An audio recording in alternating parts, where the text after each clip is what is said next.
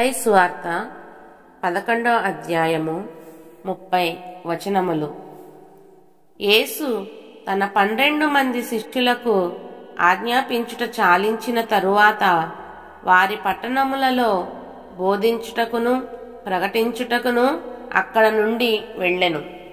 క్రీస్తు చేయుచున్న కార్యములను గూర్చి యోహాను చెరసాలలో విని, రాబోవు వాడవు నీవేనా? మేము మరియొకని కొరకు కనిపెట్టవలెనా అని ఆయనను అడుగుటకు తన శిష్యులను నంపెను. యేసు వారిని చూచి, మీరు వెళ్ళి విన్నవాటిని కన్నవాటిని యోహానుకు తెలుపుడి. గ్రుడ్డివారు చూపు పొందుచున్నారు, కుంటివారు నడుచుచున్నారు, కుష్ఠరోగులు శుద్ధులగుచున్నారు, చెవిటివారు వినుచున్నారు, చనిపోయిన వారు లేపబడుచున్నారు, బీదలకు సువార్త ప్రకటింపబడుచున్నది. మరియు నా విషయమై అభ్యంతరపడనివాడు ధన్యుడని ఉత్తరమిచ్చెను. వారు వెళ్ళిపోవుచుండగా యేసు యోహానును గూర్చి జనసమూహములలో ఇలాగు చెప్పసాగెను. మీరేమి చూచుటకు అరణ్యములోనికి వెళ్ళితిరి? గాలికి కదులుచున్న రెల్లునా? మరి ఏమి చూడవెళ్ళితిరి? సన్నపు బట్టలు ధరించుకొన్న మనుష్యునా? ఇదిగో, సన్నపు బట్టలు ధరించుకొను వారు రాజగృహములలో నుందురు గదా. మరి ఏమి చూడవెళ్ళితిరి? ప్రవక్తనా? అవును గాని ప్రవక్త కంటే గొప్పవానినని మీతో చెప్పుచున్నాను. ఇదిగో, నేను నా దూతను నీకు ముందుగా పంపుచున్నాను. అతడు నీ ముందర నీ మార్గమును సిద్ధపరచును. అవి ఎవని గూర్చి వ్రాయబడెనో అతడే ఈ యోహాను. స్త్రీలు కనిన వారిలో బాప్తిస్మమిచ్చు యోహాను కంటే గొప్పవాడు పుట్టలేదని నిశ్చయముగా మీతో చెప్పుచున్నాను. అయినను పరలోక రాజ్యములో అల్పుడైన వాడు అతని కంటే గొప్పవాడు. బాప్తిస్మమిచ్చు యోహాను దినములు మొదలుకొని ఇప్పటి వరకు పరలోక రాజ్యము బలత్కారముగా పట్టబడుచున్నది. బలత్కారులు దాని నాక్రమించుకొనుచున్నారు. యోహాను కాలము వరకు ప్రవక్తలందరూ ప్రవచించుచూ వచ్చిరి. ధర్మశాస్త్రము సహా ప్రవచించునుండెను. ఈ సంగతి నంగీకరించుటకు మీకు మనస్సుంటే రాబోవు ఏలియా ఇతడే. వినుటకు చెవులు గలవాడు వినుగాక. ఈ తరము వారిని దేనితో పోల్చుదును? సంత వీధులలో కూర్చొనియుండి మీకు పిల్లన గ్రోవి ఊదితిమి గాని మీరు నాట్యమాడరైతిరి, ప్రలాపించితిమి గాని మీరు రొమ్ము కొట్టుకొనరైతిరని తమ చెలికాండ్రతో చెప్పి పిలుపులాటలాడుకొను పిల్లకాయలను పోలియున్నారు.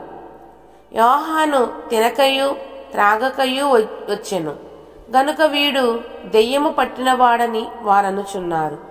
మనుష్య కుమారుడు తినుచు త్రాగుచూను వచ్చెను గనుక ఇదిగో వీడు తిండిబోతును మద్యపానియు సుంకరులకును పాపులకును స్నేహితుడనని వారనుచున్నారు.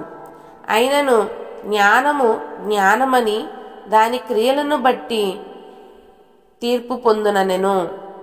పిమ్మట ఏ ఏ పట్టణములలో ఆయన విస్తారమైన అద్భుతములు చేసెనో ఆ పట్టణముల వారు మారు మనసు పొందకపోవుట వలన ఆయన వారినిట్లు గద్దింపసాగెను.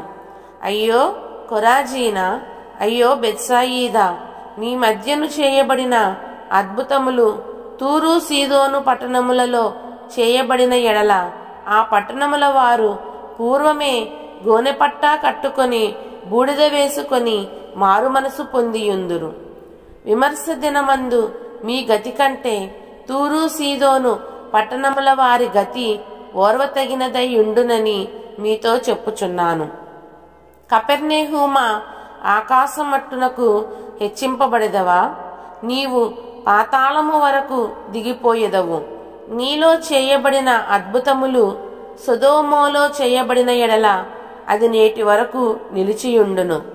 విమర్శ దినమందు నీ గతి కంటే సొదొమ దేశపు వారి గతి ఓర్వదగినదై ఉండునని మీతో చెప్పుచున్నాను. నేను ఆ సమయమున యేసు చెప్పినదేమనగా, తండ్రి, ఆకాశమునకును భూమికిని ప్రభువా, నీవు జ్ఞానులకును వివేకులకును ఈ సంగతులను మరుగచేసి పసిబాలురకు బయలుపరిచినావని నిన్ను స్తుతించుచున్నాను.